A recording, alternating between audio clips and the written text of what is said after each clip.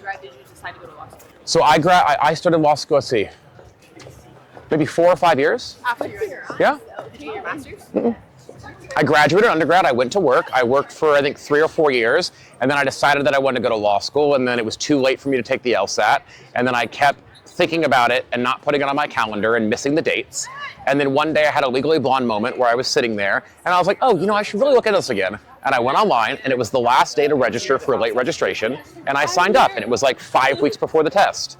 And I told some of my friends, and they all told me I was crazy, and I was like, I'm agnostic. Whether or not I go to law school, I don't actually care.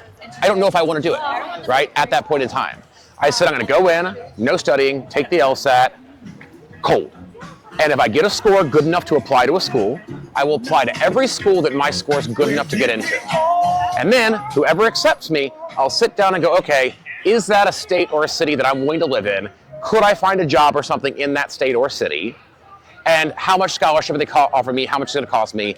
And then I'll make the decision, is the opportunity cost worth trying it? And that's the approach I took to it.